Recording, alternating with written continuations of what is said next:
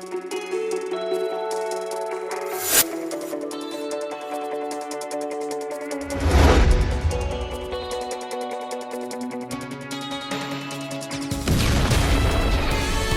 يا عمي. اتفضل اقعد. خير يا استاذ، انت جاي لي ليه بقى؟ والله يا عمي انا جاي اتقدم لبنت حضرتك. عبيط يالا، قبل ما تيجي وتفكر تطلب ايد كرامتي تعرف انت جاي تتقدم لمين؟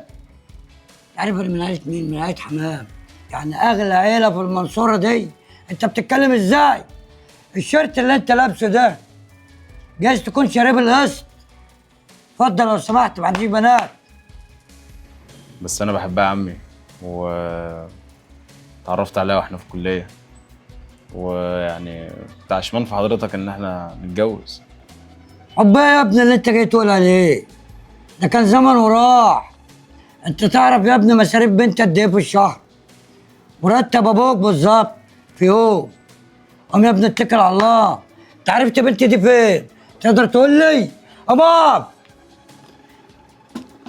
خد البتاع اللي انت جايبها معاك دي، رد عليا، عرفت بنتي دي فين؟ قلت لك يا عمي والله في الكليه. كلية؟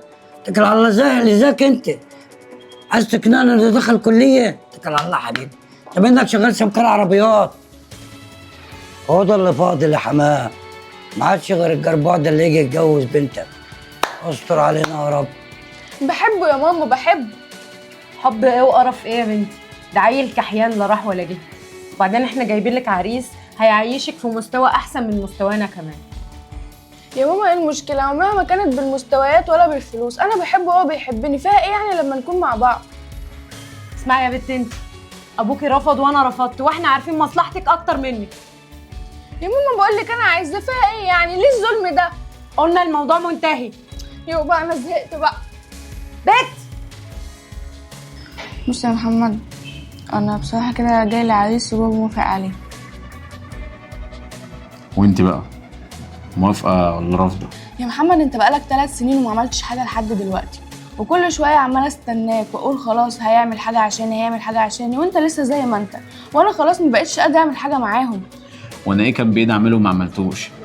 بدل الشغلانه اشتغلت 10، لدرجه اني اشتغلت حتى عامل نظافه عشان على الاقل اقدر احسن مستواي او اوصل حتى لربع مستواكم. ما عرفتش اعمل ايه؟ اعمل اكتر من اللي انا عملته بجد؟ قوليلي. كل اللي على لسانك حارب علشاني، حاول علشاني، وانا كل ده ما كنتش بحاول ولا علشانك.